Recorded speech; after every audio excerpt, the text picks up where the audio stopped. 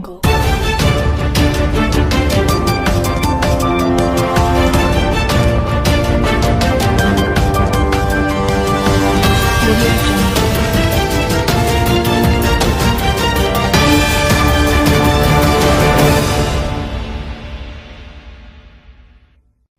Pulse 9 news కి స్వాగతం.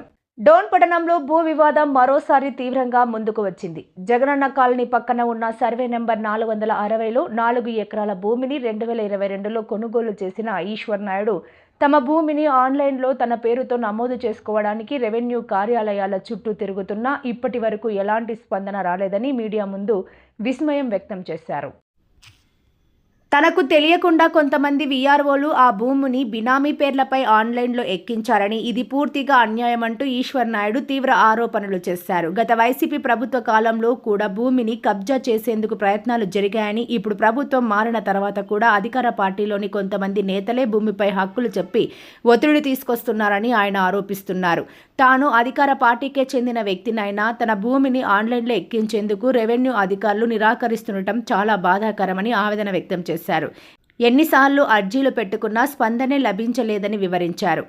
Collectorate, CM office, MLA అందరి దృష్టికి తీసుకెళ్లినా సమస్య పరిష్కారం కాలేదని తెలిపారు. కొంతమంది వీఆర్ఓలు బినామీ భూముల నమోదు పేరుతో వ్యాపారాలు చేస్తూ ప్రభుత్వానికే చెడ్డ పేరు తెస్తున్నారని ఈశ్వర్ నాయుడు ఆవేదన వ్యక్తం చేశారు. ల్యాండ్ అయిన తొలగిపోయినాము, కలెక్టర్ ఆఫీస్ సొంతంగా ఇచ్చినాము, ఎస్పీ ఆఫీస్ ఇచ్చినా కూడా న్యాయం జరగడం లేదు. ఎక్కడిగా న్యాయం జరగడం లేదు. ఎమ్మెల్యే సార్ కూడా 3 తూర్లు ఇచ్చినాము అర్జీలు. ఎమ్మెల్యే సార్ కూడా ఫోన్ చేసి చెప్పినాడు, పడుచుకోవడం లేదు. ఎమ్మెల్యే కూడా మచ్చ చేస్తున్నారు. మా రాజకీయ నాయకులే టీడీపీలో ఉన్న వాళ్ళే మా వాళ్ళ గుంతలు అవుతారు. అంటే రాజకీయాల్లో మళ్ళీ నెక్స్ట్ ఉండకూడదు, డోన్లో ఉండకూడదు అని చెప్పేసి టీడీపీ నాయకులు తొక్కేస్తున్నారు వాళ్ళని. కోట్ల ప్రకాష్ రెడ్డి వాళ్ళని మచ్చలేని వాళ్ళని కూడా తొక్కుతున్నారు. వాళ్ళు తప్పుడు రికార్డు చేస్తున్న వాళ్ళకి ఎమ్మెల్యే కూడా ఎవరు మాట్లాడడం లేదు. డోన్లో రాజకీయ నాయకులు, భజన కొట్టి నాయకులు అంతా మళ్ళీ అక్కడ గిల్లెలు పెట్టి చేస్తున్నారు. డోన్లో అంతా ఎంఆర్ఓ ఆఫీసులో రికార్డులన్నీ తారుమారు చేసుకుంటా, డబ్బులు కోట్లు వసూలు చేసుకుంటా 3 డోన్లో ఏఆర్ఓలు, 3 ఏఆర్ఓలు మార్చి, కొత్త ఏఆర్ఓలు మార్చుకుంటే బాగుపడతారు కోట్ల వాళ్ళకి. లేకుంటే చాలా ఇబ్బంది కోట్ల వాళ్ళకి, మా వాళ్ళకి మటుకు ఇబ్బంది ఉంది. కోట్ల వాళ్ళకి మటుకు వీళ్ళు మారినానంటే ఆటోమేటిక్గా ప్రజలు రైతులను చాలా బాధపడుతున్నారు. రైతులు అంతా వీళ్ళ నుంచి, ఈఆర్ఓల నుంచి. ఎంఆర్ఓ ఏం లేదు కానీ ఈఆర్ఓలు బాగా నాశనం చేస్తున్నారు. రికార్డులు మార్చి పోయిన సునీల్ అని డీటీ 50,000 ఇచ్చిన డీటీ రికార్డు మార్చేసి రాత్రి రికార్డు తయారు చేస్తాడు. ఒకటి రికార్డు ఆయన ఇక్కడ 3 ఈఆర్ఓలు, టౌన్ ఈఆర్ఓలు 3 మారితే డోన్ బాగుపడుతుంది. అది మీరు ఎన్ని ఏళ్ళ కింద కొన్నారు?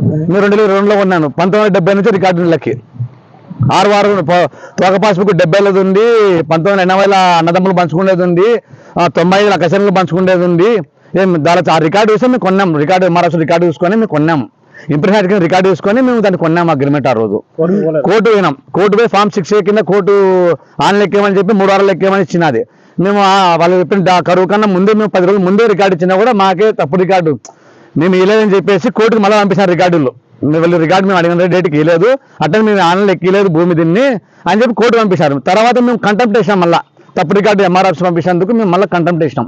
వాళ్ళ రాజకీయ అంటే వైఎస్ఆర్ ప్రభుత్వం ఉంది కాబట్టి మాకు ఆన్లైన్ ఎక్కలేదు. అప్పుడు ఇప్పుడు ఆర్డీఓ ఏమంటాడు, ఇది కోర్టులు ఉంది కాబట్టి మేమేం చేయలేము, ఇది ముట్టిసం కట్టేకి రాకుంది, మేమేం చేయలేము అంటున్నాడు.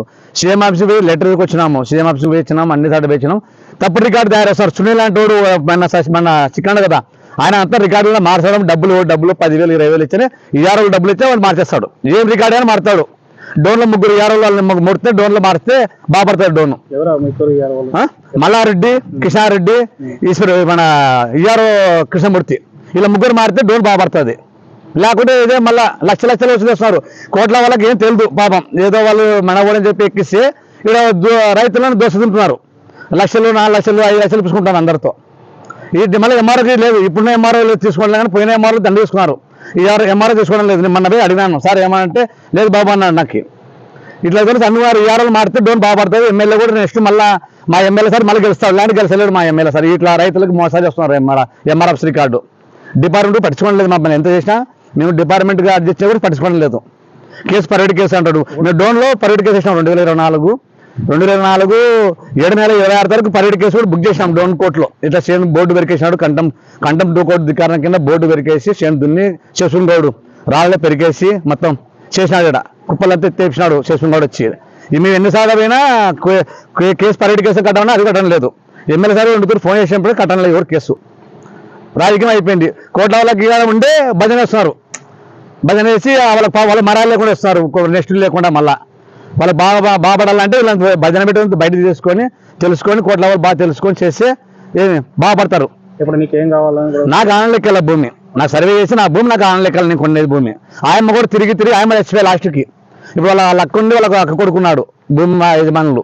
ఆయమ్మ తిరిగి చచ్చిపోయి 4 ఏళ్ళు తిరిగిన ఆయమ్మ విజయవాడకి, హైకోర్టుకి, అమరావతికి తిరిగినాం, హోమ్ మినిస్టర్ కూడా వచ్చినాము, చంద్రబాబు ఆఫీస్కి వచ్చినాం, లోకేష్ ఆఫీస్కి వచ్చినాం, పవన్ కళ్యాణ్ ఆఫీస్ కూడా వచ్చినా న్యాయం జరగలేదు. రిపోర్ట్ రాసాడు, సునీల్ అంటే రిపోర్ట్ రాసాడు, డబ్బులు ఇస్తారు అక్కడ వాళ్ళు డబ్బులు వాళ్ళంతా ఇటీవల డబ్బులు రాసి రిపోర్ట్ రాస్తే మాకు ఏమవుతారు కోట్లు ఉండే కోర్టు చూసుకోమంటున్నారు. ఇప్పుడు మీరు ఎమ్మెల్యేకి ఎన్నిసార్లు ఇచ్చినారు? 3 తూర్లు ఇచ్చినాం ఎమ్మెల్యేకి. ఏమని ఇచ్చినారు? మాకు ఇటు ఆనంద లెక్కేలా భూమి ఆక్రమించారు, మాకు భూమి ఆనంద లెక్కేయాలని చెప్తే ఇస్తున్నాడు పాపం ఆయన. డిఎస్ఆర్ కూడా ఇచ్చినాడు, సిఎస్ఆర్ కూడా ఇచ్చినాడు, కేసు కట్టడం లేదు. ఈసారి ఇస్తాం మేము అంటున్నారు. ఎప్పుడు ఈసారి ఇస్తాం? మా భూమి వల్ల వెనక ఈసారి ఇస్తారేమో తెలియదు. డాక్యుమెంట్స్ ఏమేమి ఉన్నాయి నీకు? నాకు తోక పాస్బుక్ ఉంది 1970లో చూస్తే 1970లో తోక పాస్బుక్ ఉంది, పన్ను కట్టే రసీదులు ఉన్నాయి. 1980లో అగ్రిమెంట్ ఉన్నది. 1995లో అక్కసెన్లో కొన్నారు భూమిని, తెలుగు మహేశ్వరి రాజేశ్వరి కొన్నారు 95లో. మునాయాల కాడ మునాయాల దగ్గర అప్పు తెచ్చుకొని, అప్పు వాళ్ళు తమ్ముడు కావాలంటే అప్పు తెచ్చుకొని వడ్డీ తెచ్చుకొని ఇలా కట్టి అగ్రిమెంట్ వేసుకున్నారు వాళ్ళు అక్కసెన్లో.